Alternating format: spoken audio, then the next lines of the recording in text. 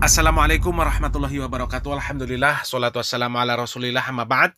Kaum muslimin yang dirahmati Allah subhanahu wa ta'ala, kita masih membahas hasil dialog Ustadz Salman Ali versus duo Aswaja, yaitu Ustadz Engku dan Kiai Hidayat Nur. Kali ini membahas isu Wahabi yang dikatakan gemar membid'ahkan, gemar menyesatkan, dan ujung-ujungnya sampai nanti kepada fitnah bahwasanya Wahabi gemar mengkafirkan kaum muslimin. Tentu ini tuduhan yang sangat keji dan harus diluruskan, harus dijelaskan. Nah, bagaimana pandangan para ulama di dalam penjelasan bab bid'ah dan membid'ahkan? Kita simak videonya. Perbahasan tentang bid'ah. Bid'ah ini satu perkara yang saya expect akan disebut, akan dibincangkan, tapi tak dibincangkan. Mungkin mereka matang juga berbanding terdahulu. Dalam perbincangan Ustaz Engku selalu sebut, nak kata sunnah tak apa, tak mau buat tak apa. Tak, bukan setakat itu. Pandangan ahli sunnah wal jamaah, semua mazhab kata nak kata sunnah boleh, nak kata bid'ah pun boleh. Itulah ahli sunnah wal jamaah. Banyak amalan yang para ulama ahli sunnah wal jamaah berbeza pandangan antara sunnah ataupun bid'ah. Yang kata tak boleh kata bid'ah ni seorang ni ya, Mahathir Jol. Dia seorang yang kata jangan kata bid'ah. Sedangkan lihat ucapan-ucapan ulama ahli sunnah wal jamaah, even dalam mazhab yang sama sekalipun. Al-Imam Syafi'i, Al-Imam Nawawi kata sapu tengkuk. Ya, Al-Ghazali kata okey, tapi pada aku itu bid'ah. Biasa. Dan begitu juga dengan pandangan-pandangan yang lain. Tapi kerana isu ni tak bawa, saya pun tak nak panjangkan. Nanti kalau panjangkan kita akan teruskan lagi tentang isu ni. Ringkasnya, pandangan Aswaja tentang masalah bid'ah bercanggah dengan ijma'. Buktikan saya salah. Ijma' ulama ahli sunnah wal jamaah. Ijma'. Sebagaimana Wahabi pun buat juga. Bid'ah berlaku pada masalah khilafiyah. Itu yang disebutkan oleh Izz bin Abdul Salam. Bila dia bahagikan bid'ah kepada 5, dan disebutkan dengan jelas. Ada bid'ah yang para ulama berbeza pandangan. Ada yang kata sunnah, ada yang kata bid'ah. Aliran baru ni yang datang kata tak boleh kata bid'ah. Kata sunnah, tak mau buat, tak payah buat. Tapi jangan kata bid'ah. Ini tidak ada asasnya dan ini ciptaan baru yang bercanggah dengan ijma'. Seterusnya. Ini isu yang, baik saya nak skip beberapa isu, saya pergi kepada isu terakhir. Baik. Kalau tuan-tuan lihat buku-buku mazhab, sebab saya kena bangkitkan isu ni juga, sebab kebanyakan sirah fatwa menyebutkan Wahabi mudah membid'ahkan. Sebenarnya bukan Wahabi mudah membid'ahkan, semua mazhab fiqh membid'ahkan mazhab lain. Mazhab Maliki lagi banyak perkara yang mereka bid'ahkan. Sujud kepada Hajarul Aswad, Imam Malik kata makruh. Peluk bila balik daripada musafir, Imam Malik kata makruh. Khususkan setiap hari Khamis untuk baca Al-Quran, Imam Malik kata makruh. Berkumpul selain di Arafah, di masjid pada hari Arafah untuk baca doa, Imam Malik kata makruh. Dalam mazhab Hanafi, zikir dengan suara kuat-kuat, takbir dengan suara kuat-kuat, dikatakan makruh. Sapu kepala dengan air baru selepas wuduk. Tuan-tuan lihat betapa kecilnya isu ni. Pada kita kecil je. Tapi kerana mazhab itu berpegang bahawa hadis yang sahih daripada tangan, lepas sapu tangan, lebihan air tu sapu kepala, dia kata kalau sapu kepala dengan air yang baru, itu adalah bid'ah. Baca Quran salah ke? Tak salah. Mana salah baca Quran? Tawaf baca Quran salah ke? Tak salah. Baca Quran dengan cakap, mana lebih teruk? Mestilah cakap kurang sikit nilai pada baca Quran. Kata Imam Malik, kalau bercakap sedikit ketika tawaf tak apa, tapi kalau baca Quran aku makruhkan. Ini biasa. Apabila sesuatu ibadat tidak ada asas di dalam sunnah, diangkat sehingga orang menganggap itu sunnah, para ulama menggunakan istilah bid'ah, sama ada makruh ataupun haram. Sujud saja-saja, tanpa, bukan sujud syukur, sujud saja-saja, Al-Imam Nawawi katakan haram dalam sebahagian riwayat, dan dia katakan bid'ah. Jadi berkaitan dengan bid'ah, walaupun tidak dibawa, ini salah satu kritikan yang selalu diberikan kepada Wahabi, dan saya jawab bahawa kritikan ini tidak berasas, kerana bid'ah adalah perkara biasa. Antara sunnah dan bid'ah digunakan dalam semua mazhab. Hidup secara harmoni. Siapa anggap sunnah, dia buatlah. Siapa anggap bid'ah, dia tak payah buat, dan dia pegang dengan pandangan bid'ah. Bid'ah makruhah, apakah dia termasuk dalam hasanah ataupun dalalah yang para ulama hukumkan dia sebagai makruh? Bid'ah karahah sayyi'ah. Sayyi'ah. Okey. Seterusnya. Tidak boleh mengatakan bid'ah, dalalah, haram terhadap perkara amalan selama mana tidak ada dalil yang melarang ataupun mengharamkannya. Adakah Ustaz Engku bersetuju dengan kenyataan ni? Sebut ARG lah sebab kami fleksibel. Bersetuju atau tidak dengan kenyataan ini? Tidak boleh mengatakan bid'ah dalalah, haram terhadap perkara amalan selama mana tidak ada dalil yang melarangnya. bid'ah. Oke. Menuduh bid'ah dholalah kepada benda-benda yang dikhilafkan ulama. Ini kaidah ulama bahwa la tabdi'a fil masail al-ikhtilafiyah. Saya tak tanya masalah boleh atau tidak.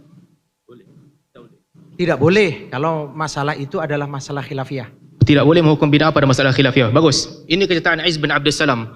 Wa qad yukhtalaf fi ba'd dhalika fayaj'aluhu ba'd al-ulama' min al-bid'ah al-makruhah wa yaj'aluhu al-akharun min as-sunan al-maf'ulah ala ahli Rasul sallallahu alaihi wasallam fama ba'dahu wa dhalika kal isti'adzah wa salah wal basmalah. Soalan saya, apakah Izzuddin telah salah katakan bahawa bid'ah telah disebutkan pada perkara-perkara begini? Menuduh bid'ah itu tabdi.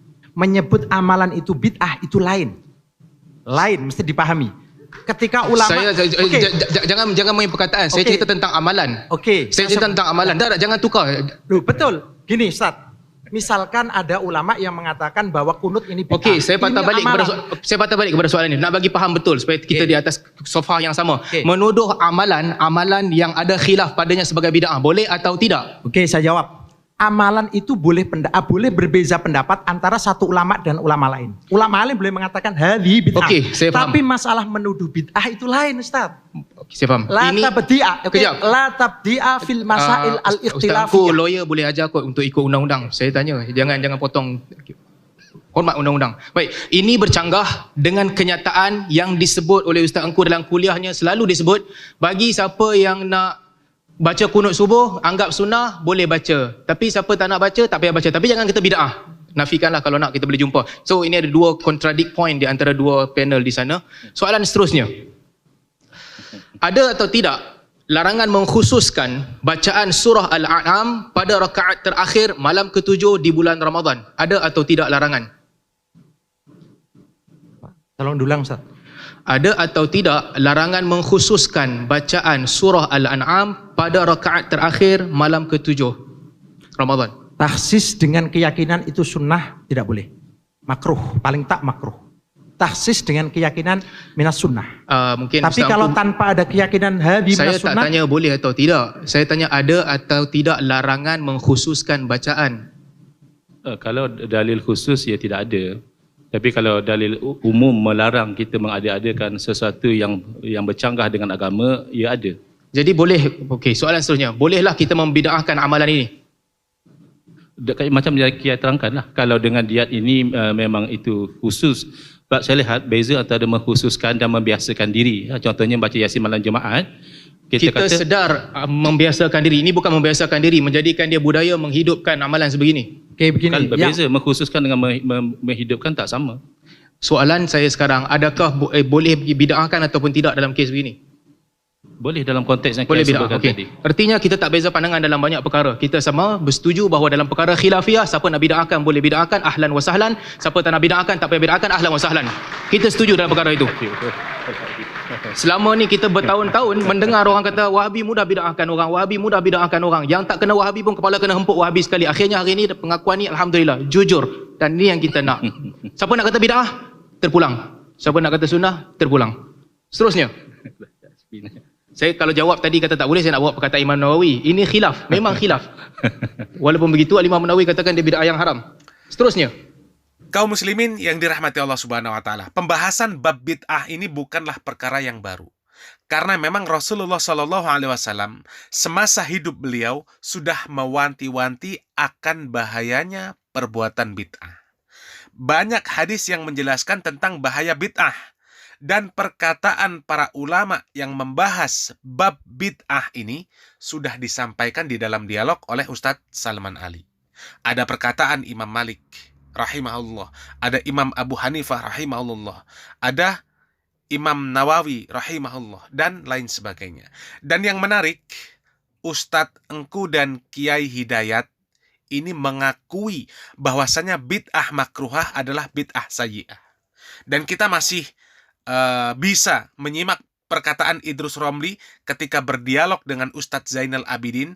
Beliau mengakui bahwasanya tradisi tahlilan adalah bid'ah mungkaroh. Ya. Kemudian Ustadz Engku dan Kiai Hidayat Nur juga membolehkan, mengatakan sebuah amalan adalah bid'ah. Sebagai contoh, yaitu mengkhususkan bacaan Al-Quran tertentu atau surat tertentu di dalam sebuah amaliyah.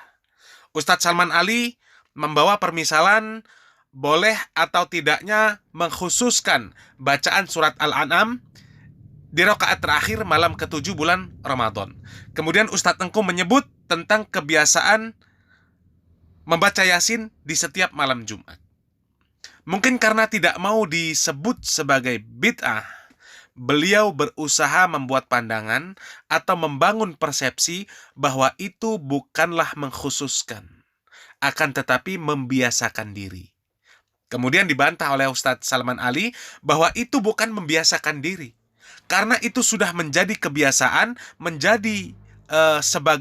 menjadikan sebagai budaya, dan kemudian menghidupkan amaliyah tersebut. Dan itu ma'ruf, tentu ma'ruf di mana-mana. Bahkan sampai di Malaysia pun menjadi pembahasan ternyata. Dan Ustadz Engku dan Kiai Hidayat Nur juga mengatakan boleh membid'ahkan perkara-perkara yang mengkhususkan bacaan-bacaan tertentu di waktu-waktu tertentu.